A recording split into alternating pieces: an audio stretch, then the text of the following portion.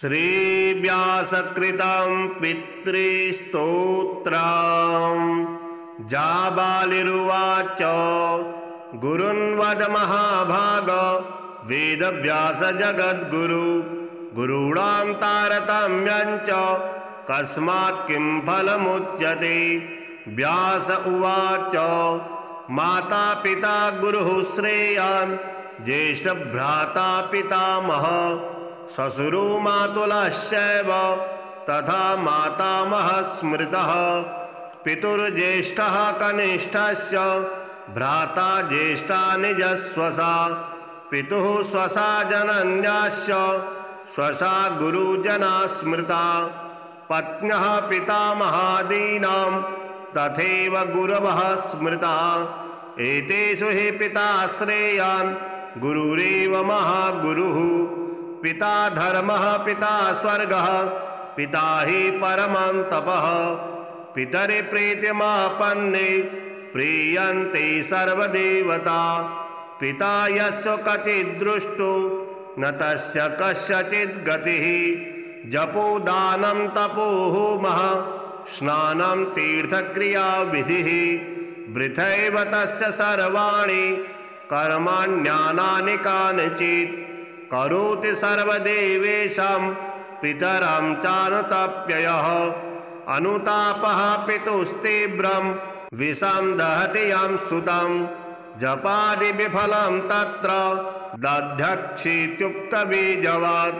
पित्रार्थे पुण्यकर्माणि कुर्यात् सर्वाणि सत्सुतः। तेनाननुमतोऽप्येवं कुर्वन्नेवावसीदति।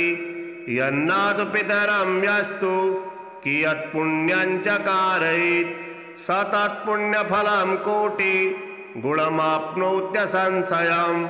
शृणु वक्षे पितुः स्तोत्रं विष्णवे ब्रह्मणोदितं। नाभिपद्मोद्भवो येन तुष्टाव पितरं शतं। ब्रह्मोवाच ॐ नमः पित्रे जन्मदात्रे सर्वदेवमयाय च सुखदाय प्रसन्नाय सुप्रीताय महात्मने सर्वयज्ञस्वरूपाय स्वर्गाय परमेष्ठिने सर्वतीर्थावलोकाय करुणासागराय च नमः सदासुतोषाय शिवरूपाय ते नमः। सदापराधशमने सुखाय सुखदाय च दुर्लभं मानुषमिदं येन लब्धं मया वपुः। संभावनीयं धर्मार्थे तस्मै पित्रे नमो नमः। तीर्थस्नानतपोहोम जपादेयस्य दर्शनं महागुरु स गुरवे तस्मै पित्रे नमो नमः। यस्य प्रणामस्तवनात् कोटिशः पितृतर्पणम् अश्वमेधशतैस्तुल्यं तस्मै पित्रे नमो नमः। इदं स्तोत्रं पितुः पुण्यं यः पठेत् प्रयतो नरः। प्रत्यहं प्रातरुत्थाय पितृश्राद्धदिनेऽपि च स्वजन्मदिवसे साक्षात् पितुरग्रे स्थितोऽपि वा न तस्य दुर्लभं किञ्चित् सर्वज्ञातादिवाञ्छितं। नानापकर्म कृत्वापि यः स्तौते पितरं सुतः सध्रुवं प्रविधायैव प्रायश्चित्तं सुखी भवेत्। पितुः प्रीतिकरो नित्यं सर्वकर्माण्यथार्हति। गुरुन्वद महाभाग वेदव्यास जगद्गुरु गुरूणां तारतम्यं च कस्मात् किं फलमुच्यते। व्यास उवाच माता पिता गुरुः श्रेयान् ज्येष्ठभ्राता पितामहः श्वशुरो मातुलश्चैव तथा मातामहः स्मृतः। पितुर्ज्येष्ठः कनिष्ठस्य भ्राता ज्येष्ठा निजस्वसा पितुः स्वसा जनन्याश्च स्वसा गुरुजना स्मृता। पत्न्यः पितामहादीनां तथैव गुरवः स्मृता। एतेषु हि पिता श्रेयान् गुरुरेव महागुरुः।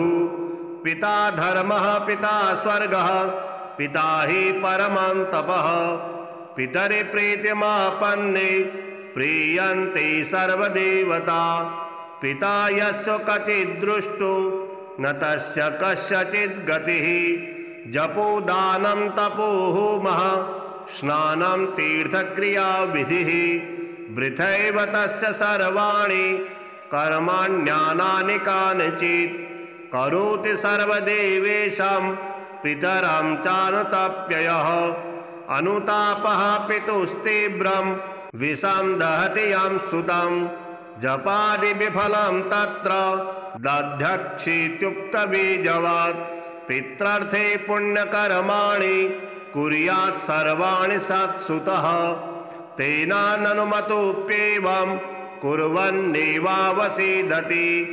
यन्नातु पितरं यस्तु कियत् पुण्यं च कारयेत् स तत्पुण्यफलं कोटि गुणमाप्नोत्यसंशयम् शृणु वक्षे पितुः स्तोत्रं विष्णवे ब्रह्मणोदितं नाभिपद्मोद्भवो येन तुष्टाव पितरं शतं ब्रह्मोवाच ॐ नमः पित्रे जन्मदात्रे सर्वदेवमयाय च सुखदाय प्रसन्नाय सुप्रीताय महात्मने सर्वयज्ञस्वरूपाय स्वर्गाय परमेष्ठिने सर्वतीर्थावलोकाय करुणासागराय च नमः सदासुतोषाय शिवरूपाय ते नमः सदापराधशमने सुखाय सुखदाय च दुर्लभं मानुषमिदं येन लब्धं मया वपुः संभावनीयं धर्मार्थे तस्मै पित्रे नमो नमः तीर्थस्नानतपोहोम जपादेयस्य दर्शनं महागुरु स गुरवे तस्मै पित्रे नमो नमः यस्य प्रणामस्तवनात् कोटिशः पितृतर्पणम् अश्वमेधशतैस्तुल्यं तस्मै पित्रे नमो नमः इदं स्तोत्रं पितुः पुण्यं यः पठेत् प्रयतो नरः प्रत्यहं प्रातरुत्थाय पितृश्राद्धदिनेऽपि च स्वजन्मदिवसे साक्षात् पितुरग्रे स्थितोऽपि वा न तस्य दुर्लभं किञ्चित् सर्वज्ञातादिवाञ्छितं नानापकर्म कृत्वापि यः स्तौते पितरं सुतः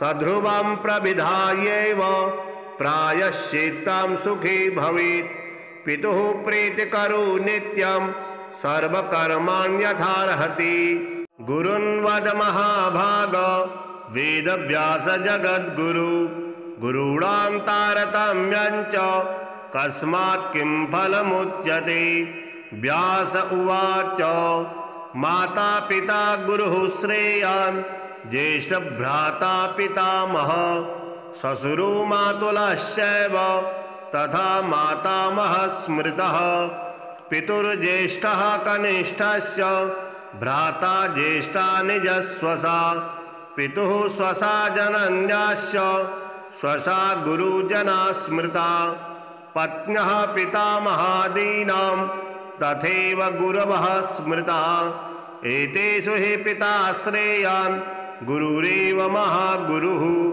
पिता धर्मः पिता स्वर्गः पिता हि परमं तपः पितरि प्रीतिमापन्ने प्रीयन्ते सर्वदेवता पिता यस्य कचिद्दृष्टो न तस्य कस्यचित् गतिः जपो दानं तपो होमः स्नानं तीर्थक्रिया विधिः वृथैव तस्य सर्वाणि कर्माण्यानानि कानिचित् करोति सर्वदेवेषां पितरं चानुतप्ययः अनुतापः पितुस्तीव्रं विषं दहति यं सुतं जपादि विफलं तत्र दध्यक्षित्युक्तबीजवात् पित्रार्थे पुण्यकर्माणि कुर्यात् सर्वाणि सत्सुतः तेनाननुमतोऽप्येवं कुर्वन्नेवावसीदति यन्नातु पितरं यस्तु कियत्पुण्यं च कारयेत् स तत्पुण्यफलं कोटि गुणमाप्नोत्यसंशयम्। शृणु वक्षे पितुः स्तोत्रं विष्णवे ब्रह्मणोदितं नाभिपद्मोद्भवो येन तुष्टाव पितरं शतं।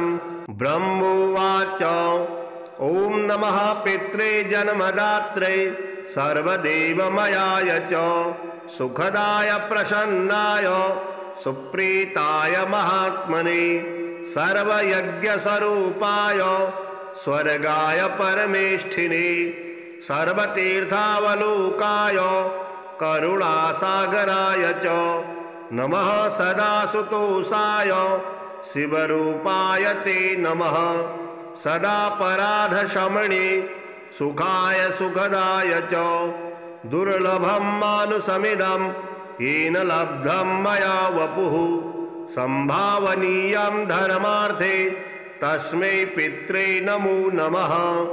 तीर्थस्नानतपोहोम जपादेयस्य दर्शनं महागुरु स गुरवे तस्मै पित्रे नमो नमः।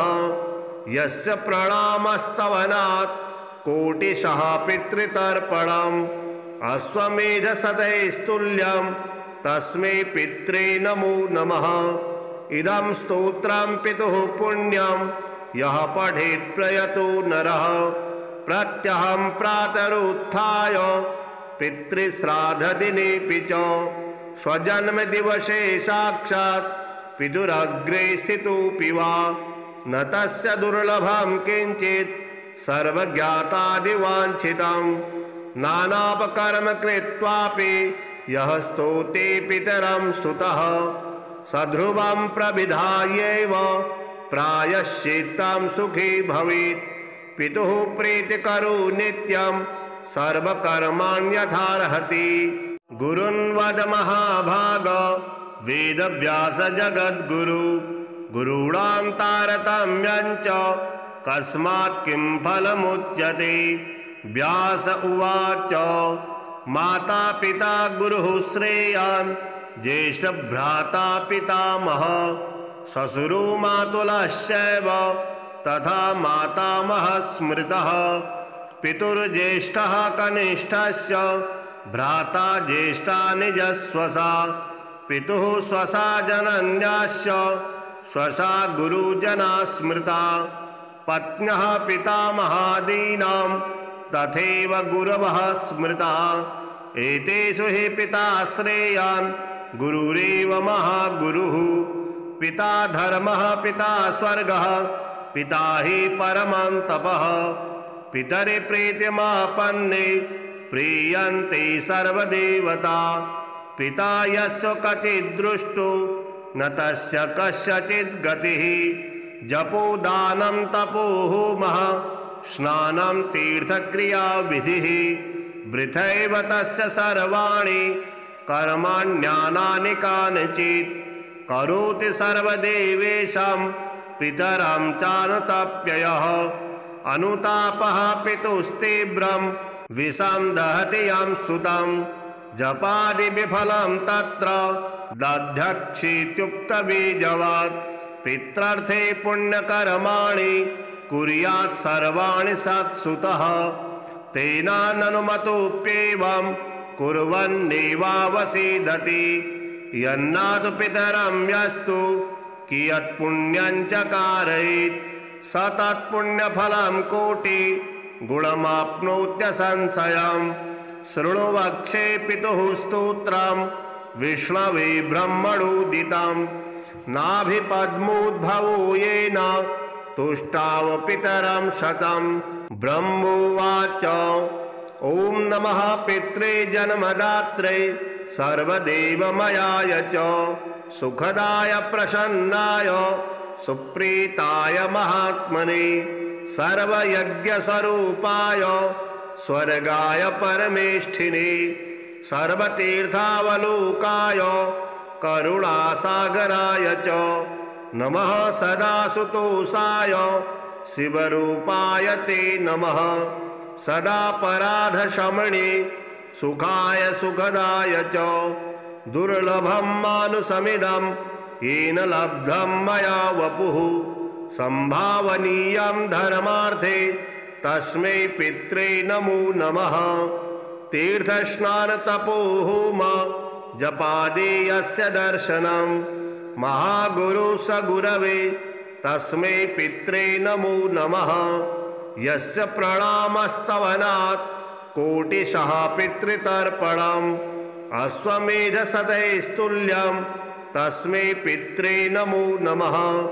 इदं स्तोत्रं पितुः पुण्यं यः पठेत् प्रयतो नरः प्रत्यहं प्रातरुत्थाय पितृश्राद्धदिनेऽपि च स्वजन्मदिवसे साक्षात् पितुरग्रे स्थितोऽपि वा न तस्य दुर्लभं किञ्चित् सर्वज्ञातादिवाञ्छितं नानापकर्म कृत्वापि यः स्तोते पितरं सुतः सध्रुवं प्रविधायैव प्रायश्चित्तं सुखी भवेत्।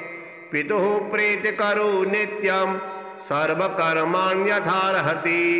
गुरुन् वद महाभाग वेदव्यास जगद्गुरु गुरूणां तारतम्यं च कस्मात् किं फलमुच्यते।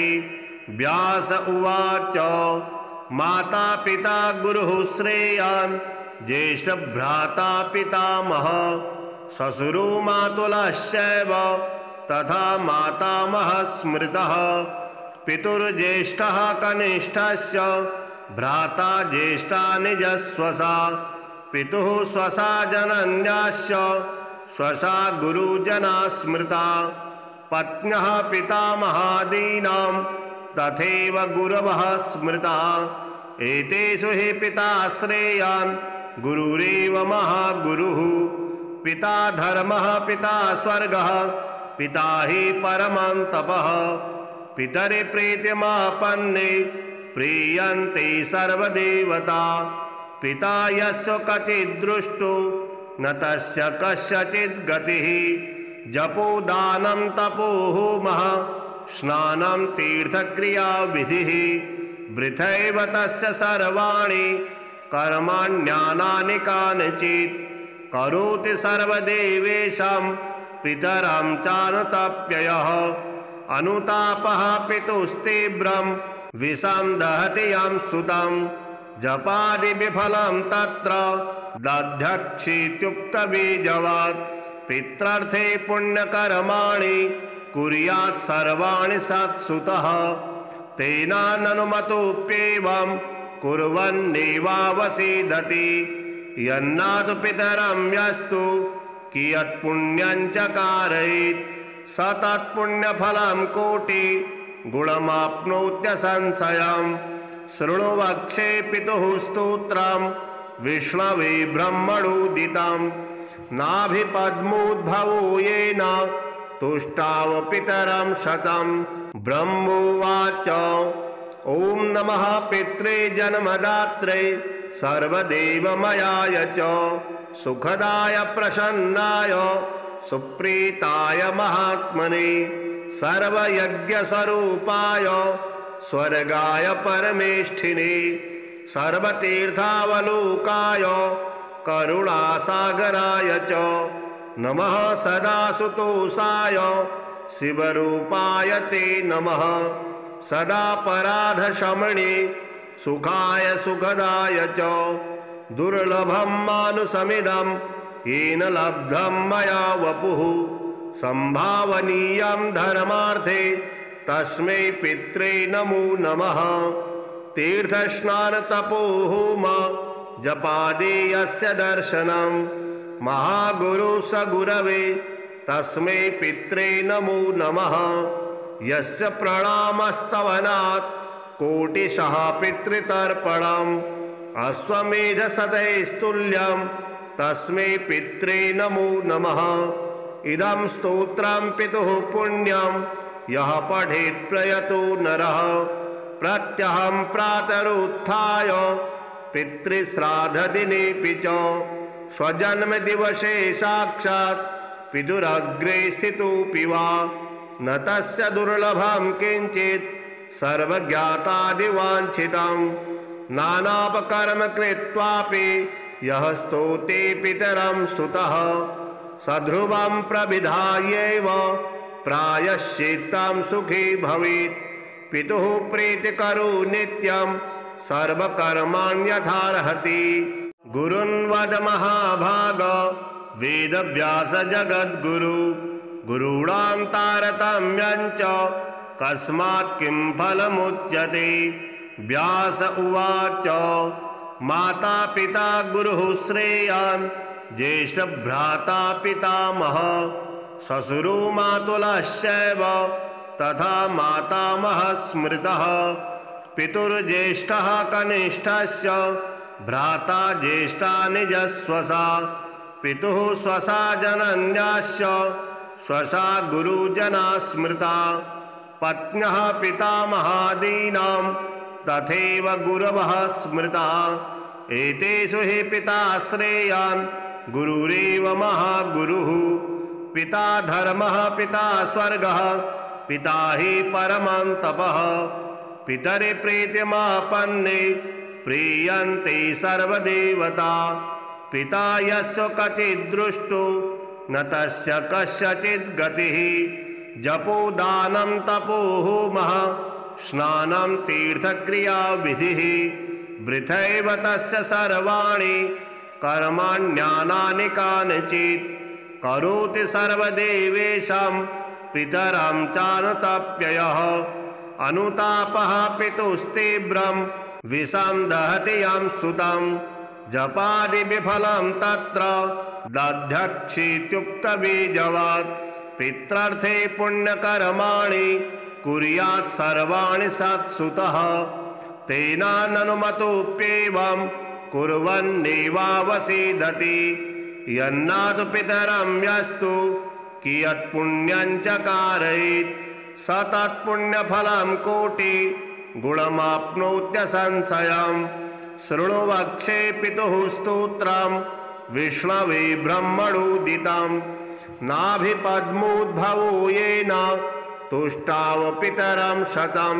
ब्रह्मोवाच ॐ नमः पित्रे जन्मदात्रे सर्वदेवमयाय च सुखदाय प्रसन्नाय सुप्रीताय महात्मने सर्वयज्ञस्वरूपाय स्वर्गाय परमेष्ठिने सर्वतीर्थावलोकाय करुणासागराय च नमः सदा सुतोषाय शिवरूपाय ते नमः सदा पराधशमणे सुखाय सुखदाय च दुर्लभं मानुषमिदं येन लब्धं मया वपुः संभावनीयं धर्मार्थे तस्मै पित्रे नमो नमः।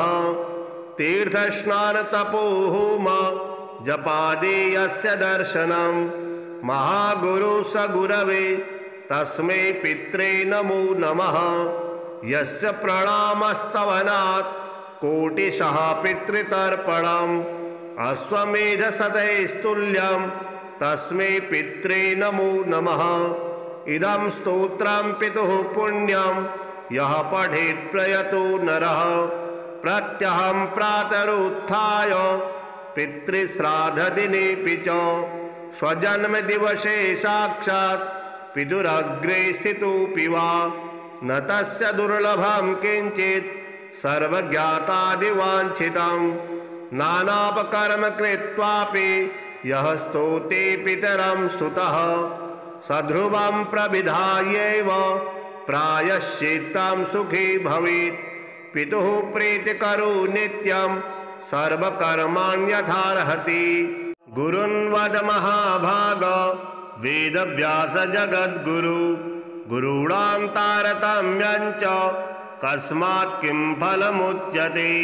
व्यास उवाच माता पिता गुरुः श्रेयान् ज्येष्ठभ्राता पितामहः श्वशुरो मातुलश्चैव तथा मातामहः स्मृतः।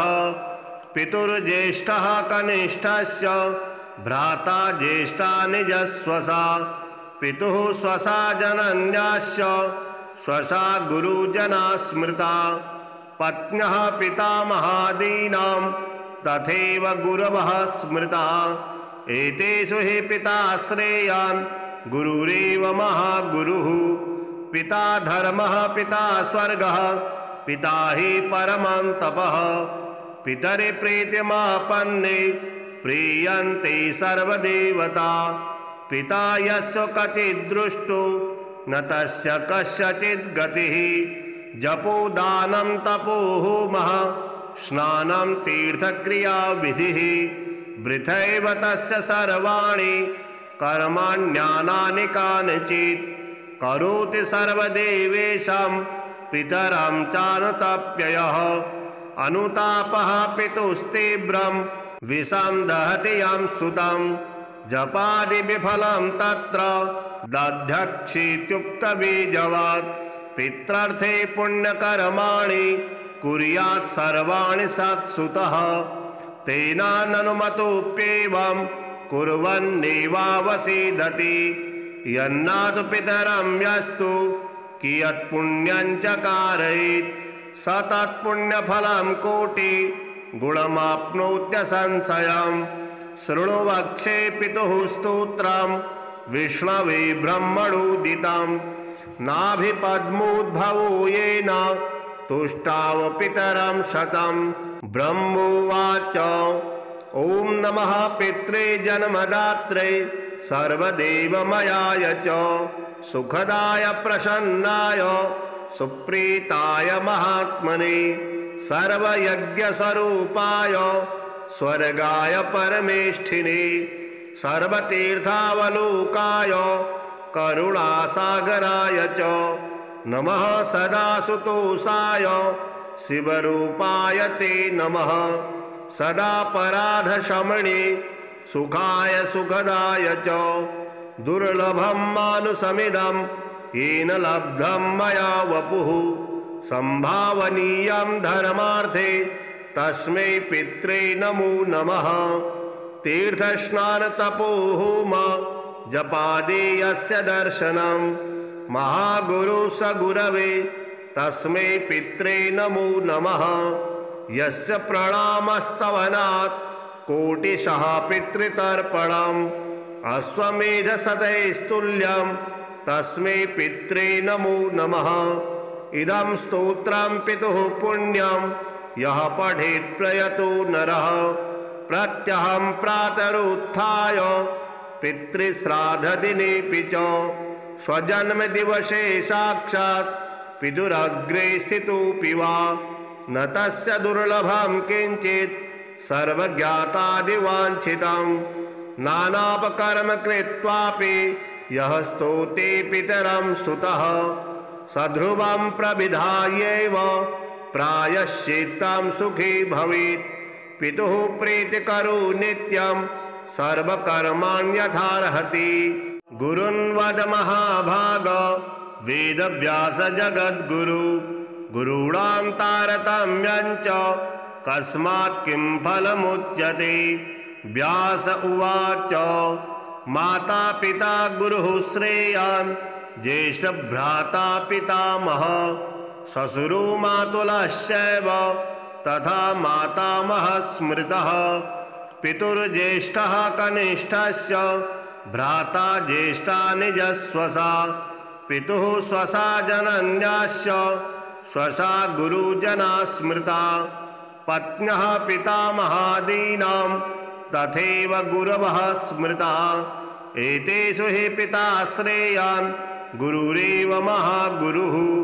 पिता धर्मः पिता स्वर्गः पिता हि परमं तपः पितरि प्रीतिमापन्ने प्रीयन्ते सर्वदेवता पिता यस्य कचिद्दृष्टो न तस्य कस्यचित् गतिः जपो दानं तपो होमः स्नानं तीर्थक्रिया विधिः वृथैव तस्य सर्वाणि कर्माण्यानानि कानिचित् करोति सर्वदेवेषां पितरं चानुतप्ययः अनुतापः पितुस्तीव्रं विषं दहति यं सुतं जपादि विफलं तत्र दध्यक्षीत्युक्तबीजवात् पित्रार्थे पुण्यकर्माणि कुर्यात् सर्वाणि सत्सुतः तेनाननुमतोऽप्येवं कुर्वन्नेवावसीदति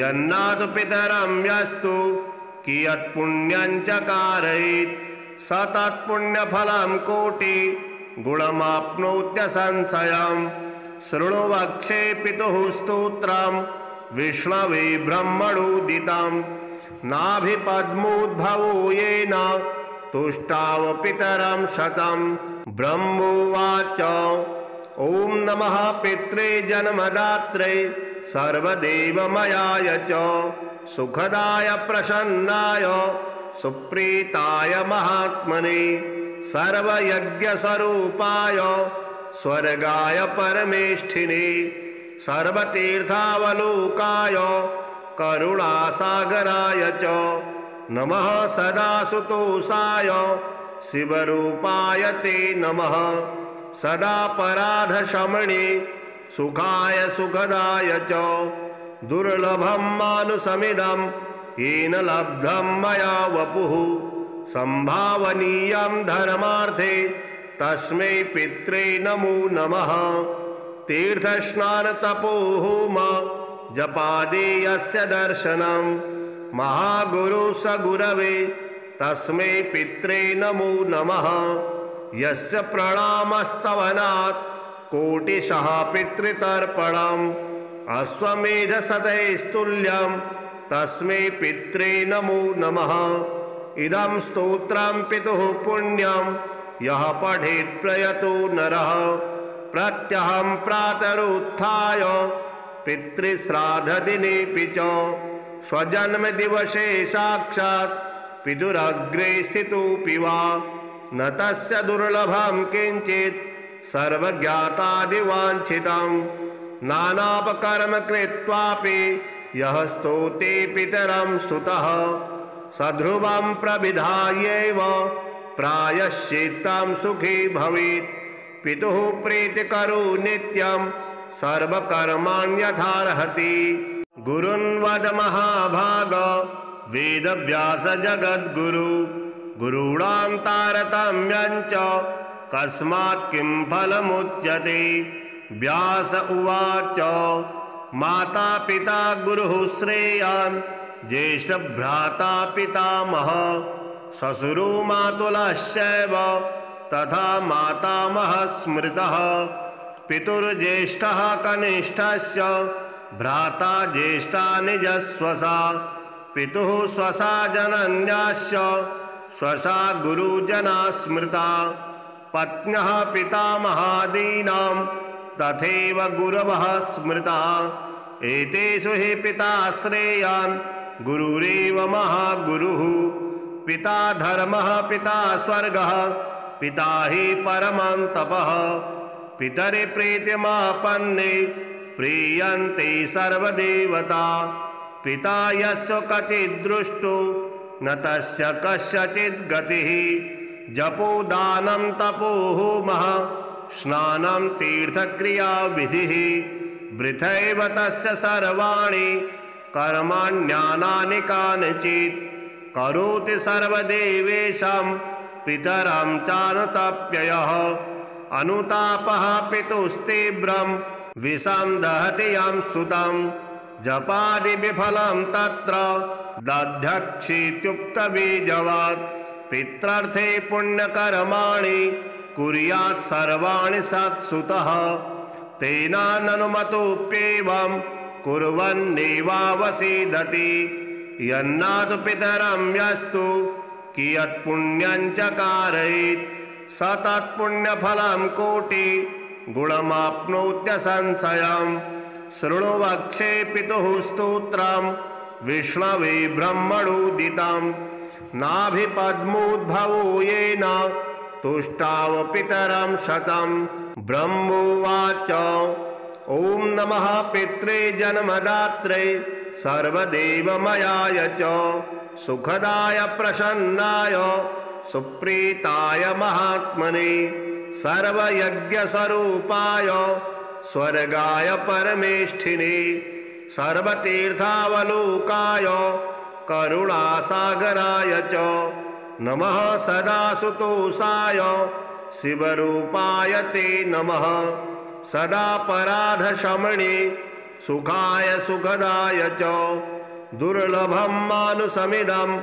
येन लब्धं मया वपुः संभावनीयं धर्मार्थे तस्मै पित्रे नमो नमः तीर्थस्नानतपोहोम जपादे यस्य दर्शनं महागुरु स गुरवे तस्मै पित्रे नमो नमः यस्य प्रणामस्तवनात् कोटिशः पितृतर्पणम् अश्वमेधशतैस्तुल्यं तस्मै पित्रे नमो नमः इदं स्तोत्रं पितुः पुण्यं यः पठेत् प्रयतो नरः प्रत्यहं प्रातरुत्थाय पितृश्राद्धदिनेऽपि च स्वजन्मदिवसे साक्षात् पितुरग्रे स्थितोऽपि वा न तस्य दुर्लभं किञ्चित् सर्वज्ञातादिवाञ्छितं नानापकर्म कृत्वापि यः स्तोते पितरं सुतः सध्रुवं प्रविधायैव प्रायश्चित्तं सुखी भवेत् पितुः प्रीतिकरो नित्यं सर्वकर्माण्यथार्हति गुरुन्वद महाभाग वेदव्यास जगद्गुरु गुरूणां तारतम्यं च कस्मात् किं फलमुच्यते व्यास उवाच माता पिता गुरुः श्रेयान् ज्येष्ठभ्राता पितामह ससुरो मातुलश्चैव तथा मातामहः स्मृतः पितुर्ज्येष्ठः कनिष्ठस्य भ्राता ज्येष्ठा निजस्वसा पितुः स्वसा जनन्याश्च स्वसा गुरुजना स्मृता पत्न्यः पितामहादीनां तथैव गुरवः स्मृता एतेषु हि पिता श्रेयान् गुरुरेव महागुरुः पिता धर्मः पिता स्वर्गः पिता हि परमं तपः पितरि प्रीतिमापन्ने प्रीयन्ते सर्वदेवता पिता यस्य कचिद्दृष्टो न तस्य कस्यचित् गतिः जपो दानं तपो होमः स्नानं तीर्थक्रिया विधिः वृथैव तस्य सर्वाणि कर्माण्यानानि कानिचित् करोति सर्वदेवेशं पितरं चानुतप्ययः अनुतापः पितुस्तीव्रं विषं दहति यं सुतं जपादि विफलं तत्र दध्यक्षीत्युक्तबीजवात् पित्रार्थे पुण्यकर्माणि कुर्यात् सर्वाणि सत्सुतः तेनाननुमतोऽप्येवं कुर्वन्नेवावसीदति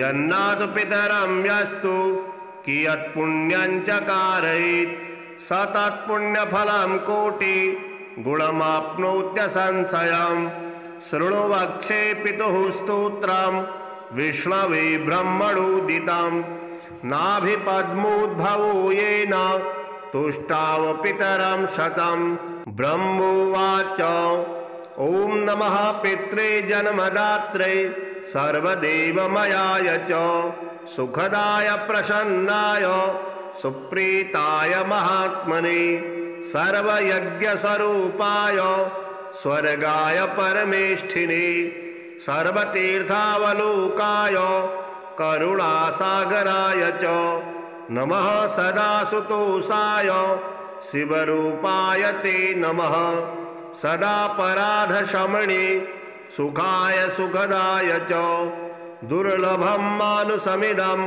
येन लब्धं मया वपुः संभावनीयं धर्मार्थे तस्मै पित्रे नमो नमः तीर्थस्नानतपोहोम जपादे यस्य दर्शनं महागुरु स गुरवे तस्मै पित्रे नमो नमः यस्य प्रणामस्तवनात् कोटिशः पितृतर्पणम् अश्वमेधशतैस्तुल्यं तस्मै पित्रे नमो नमः इदं स्तोत्रं पितुः पुण्यं यः पठेत् प्रयतो नरः प्रत्यहं प्रातरुत्थाय पितृश्राद्धदिनेऽपि च स्वजन्मदिवसे साक्षात् पितुरग्रे स्थितोऽपि वा न तस्य दुर्लभं किञ्चित् सर्वज्ञातादिवाञ्छितं नानापकर्म कृत्वापि यः स्तौते पितरं सुतः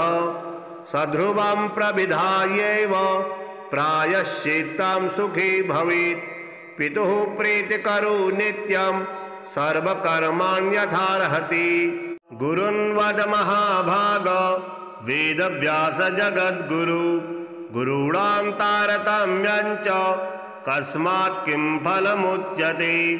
व्यास उवाच माता पिता गुरुः श्रेयान् ज्येष्ठभ्राता पितामहः श्वशुरो मातुलश्चैव तथा मातामहः स्मृतः।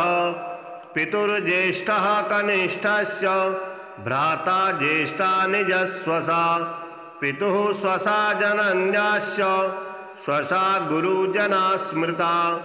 पत्न्यः पितामहादीनां तथैव गुरवः स्मृता। एतेषु हि पिता श्रेयान् गुरुरेव महागुरुः।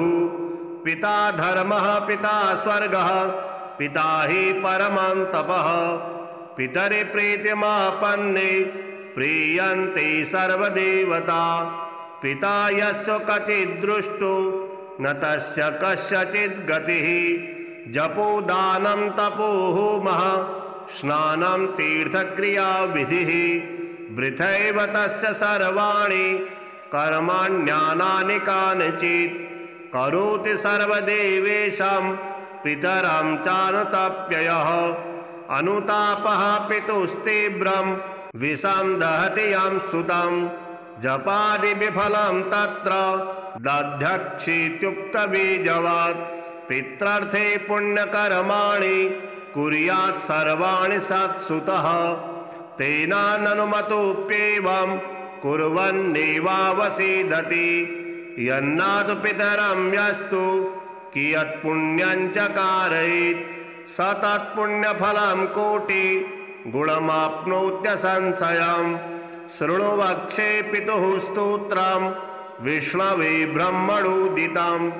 नाभिपद्मोद्भवो येन तुष्टाव पितरं शतं।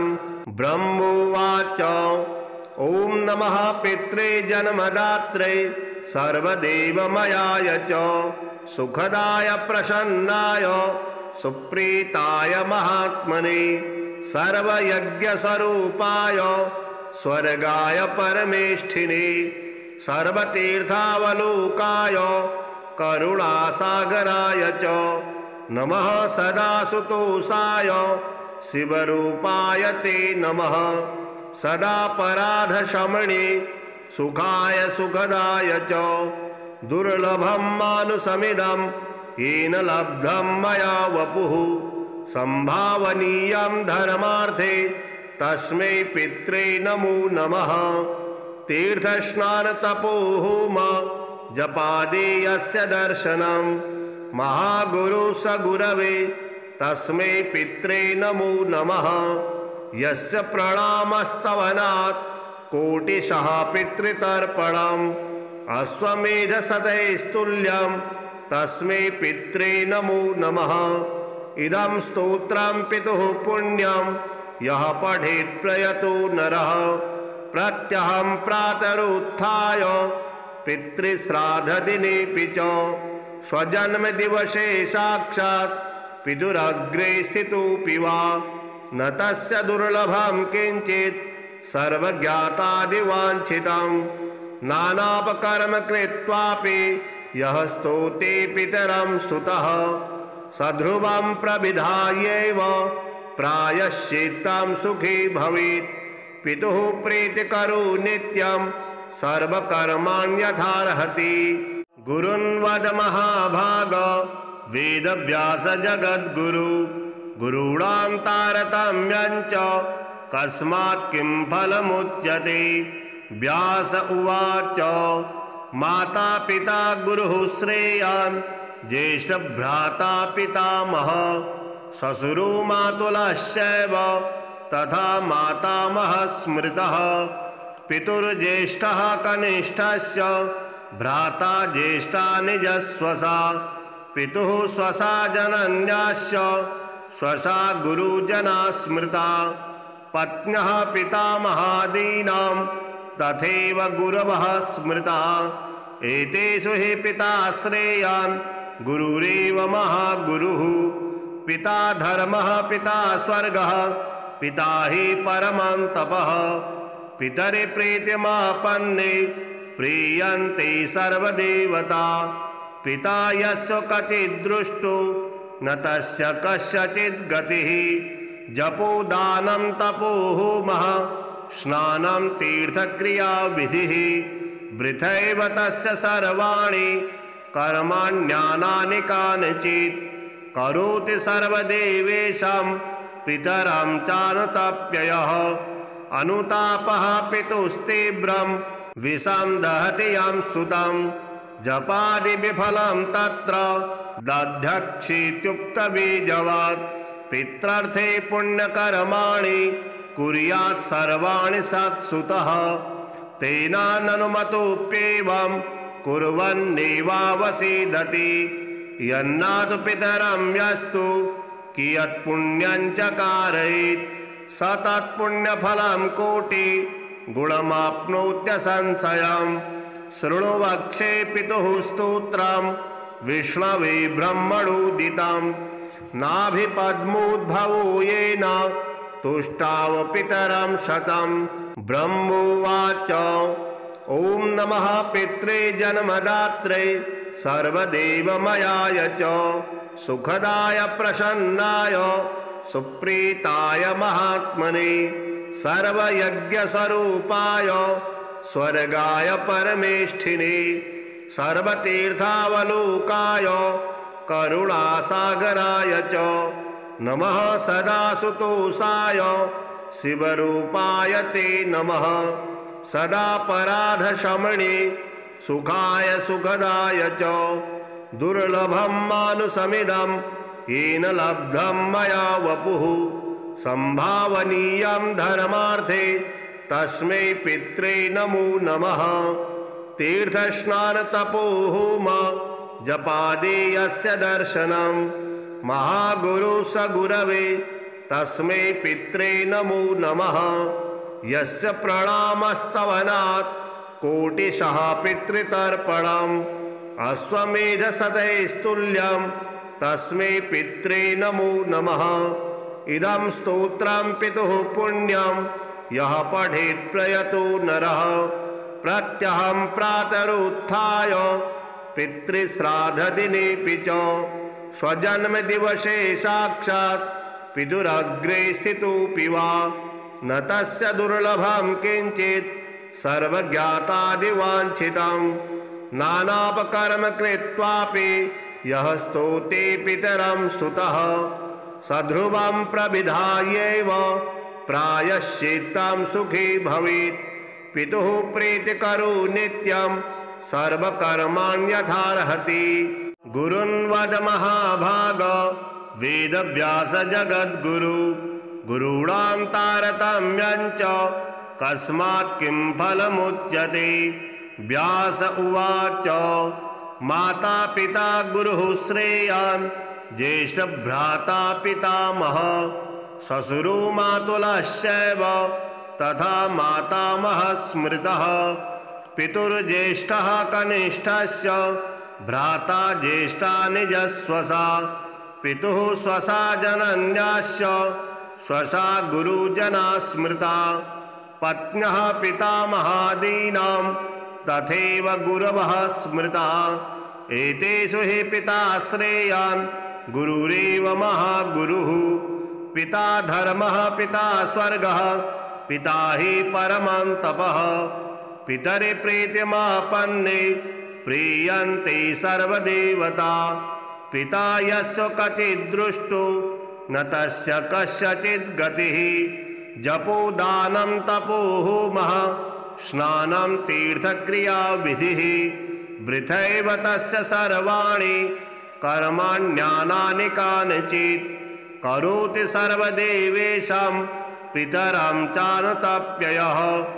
अनुतापः पितुस्तीव्रं विषं दहति यं सुतं जपादि विफलं तत्र दध्यक्षीत्युक्तबीजवात् पित्रार्थे पुण्यकर्माणि कुर्यात् सर्वाणि सत्सुतः तेनाननुमतोऽप्येवं कुर्वन्नेवावसीदति यन्नातु पितरं यस्तु कियत्पुण्यं च कारयेत् स तत्पुण्यफलं कोटि गुणमाप्नोत्यसंशयम् शृणु वक्षे पितुः स्तोत्रं विष्णवे ब्रह्मणोदितं नाभिपद्मोद्भवो येन तुष्टाव पितरं शतं ब्रह्मोवाच ॐ नमः पित्रे जन्मदात्रे सर्वदेवमयाय च सुखदाय प्रसन्नाय सुप्रीताय महात्मने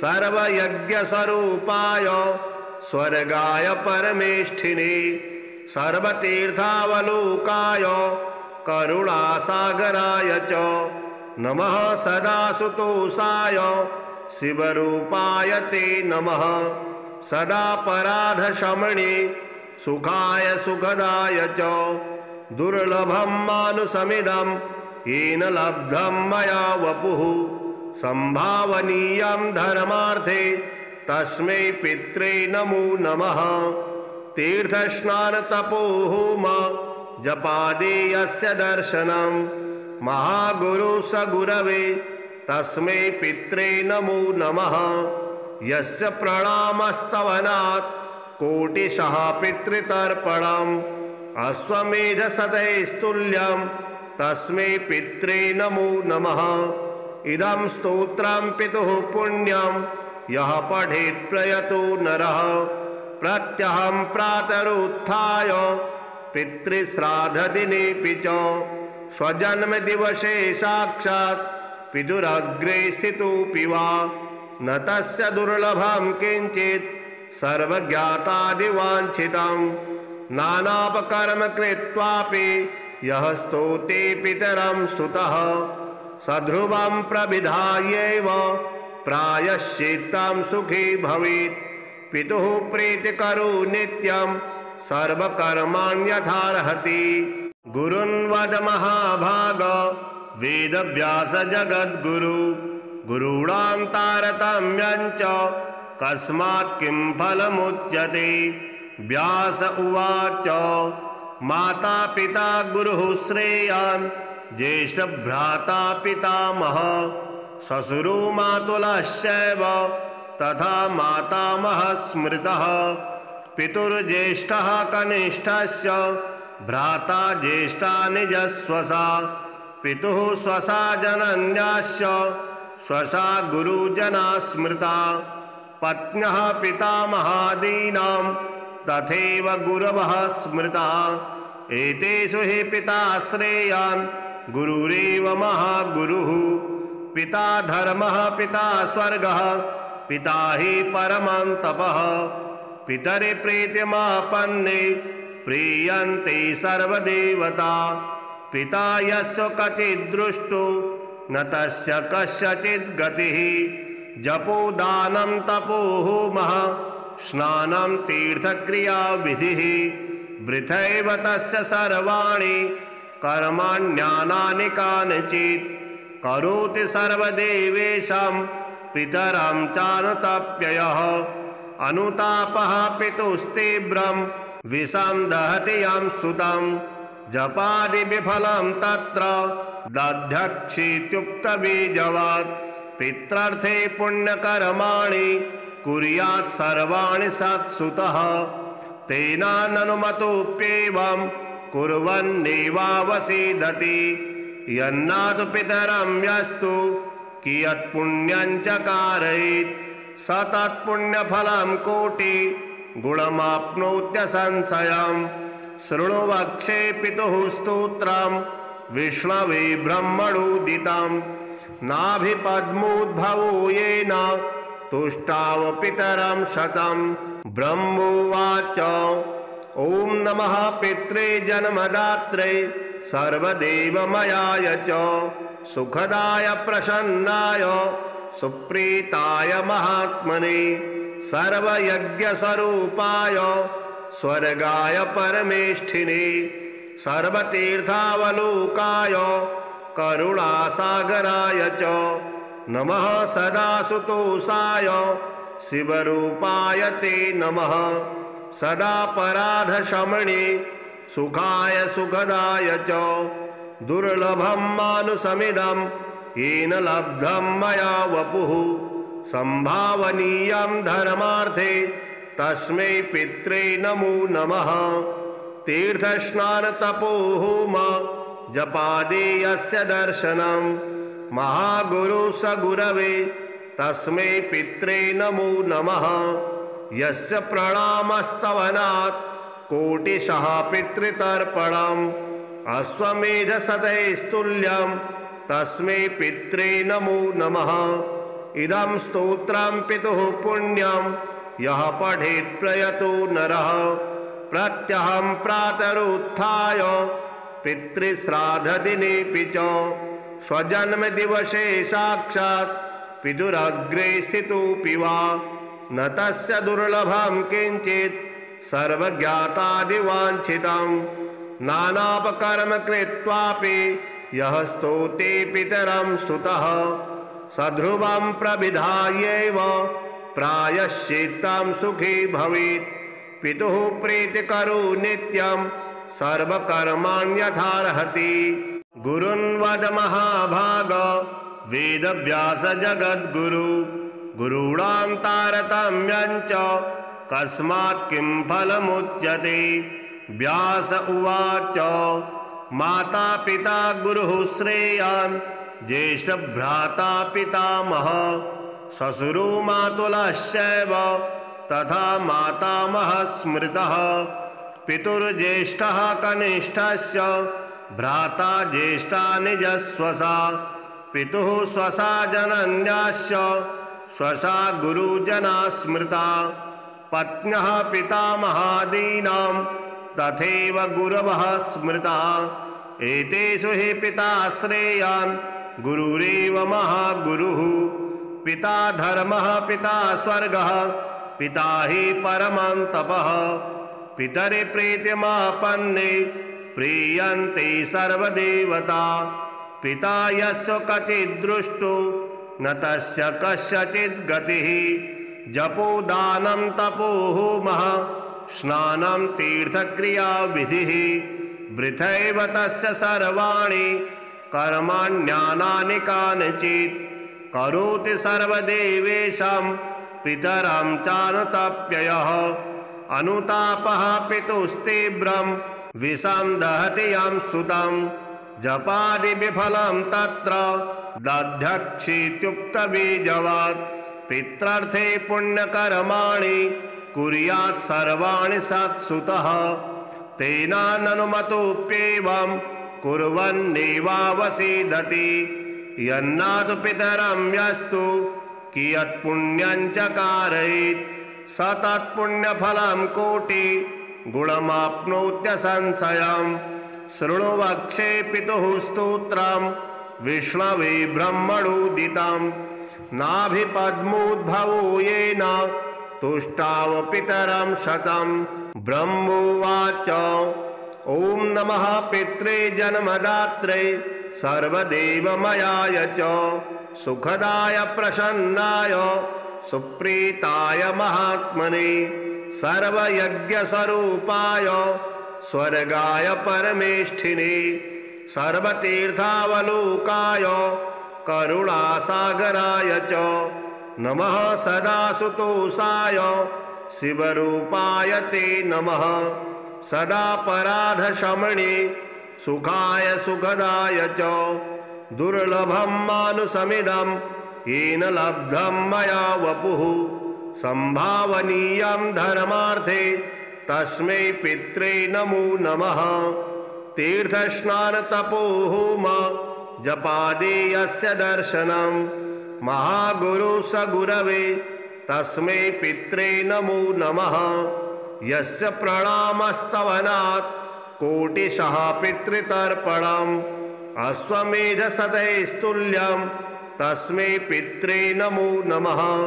इदं स्तोत्रं पितुः पुण्यं यः पठेत् प्रयतो नरः प्रत्यहं प्रातरुत्थाय पितृश्राद्धदिनेऽपि च स्वजन्मदिवसे साक्षात् पितुरग्रे स्थितोऽपि वा न तस्य दुर्लभं किञ्चित् सर्वज्ञातादिवाञ्छितं नानापकर्म कृत्वापि यः स्तोते पितरं सुतः सध्रुवं प्रविधायैव प्रायश्चित्तं सुखी भवेत्।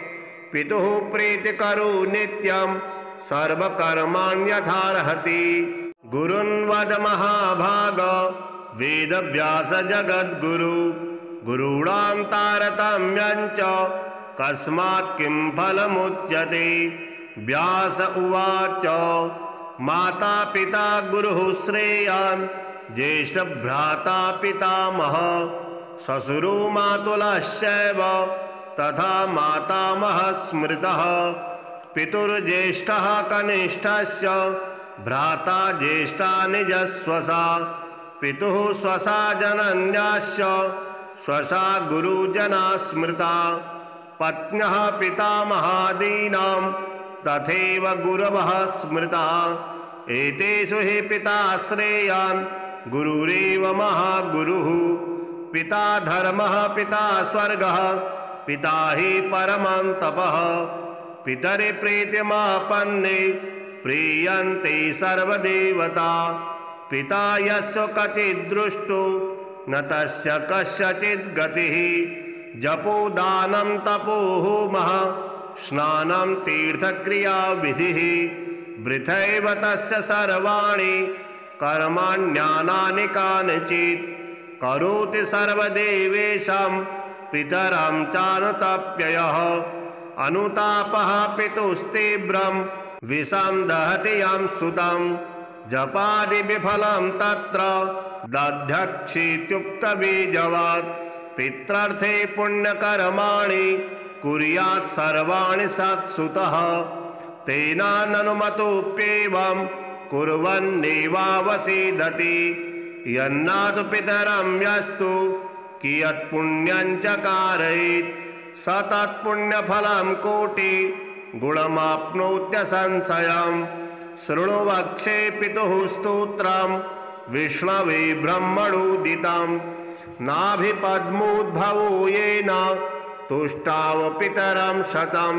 ब्रह्मोवाच ॐ नमः पित्रे जन्मदात्रे सर्वदेवमयाय च सुखदाय प्रसन्नाय सुप्रीताय महात्मने सर्वयज्ञस्वरूपाय स्वर्गाय परमेष्ठिने सर्वतीर्थावलोकाय करुणासागराय च नमः सदासुतोषाय शिवरूपाय ते नमः सदापराधशमने सुखाय सुखदाय च दुर्लभं मानुषमिदं येन लब्धं मया वपुः संभावनीयं धर्मार्थे तस्मै पित्रे नमो नमः। तीर्थस्नानतपोहोम जपादेयस्य दर्शनं महागुरु स गुरवे तस्मै पित्रे नमो नमः। यस्य प्रणामस्तवनात् कोटिशः पितृतर्पणम् अश्वमेधशतैस्तुल्यं तस्मै पित्रे नमो नमः। इदं स्तोत्रं पितुः पुण्यं यः पठेत् प्रयतो नरः प्रत्यहं प्रातरुत्थाय पितृश्राद्धदिनेऽपि च स्वजन्मदिवसे साक्षात् पितुरग्रे स्थितोऽपि वा न तस्य दुर्लभं किञ्चित् सर्वज्ञातादिवाञ्छितं नानापकर्म कृत्वापि यः स्तोते पितरं सुतः सध्रुवं प्रविधायैव प्रायश्चित्तं सुखी भवेत्। पितुः प्रीतिकरो नित्यं सर्वकर्माण्यथार्हति।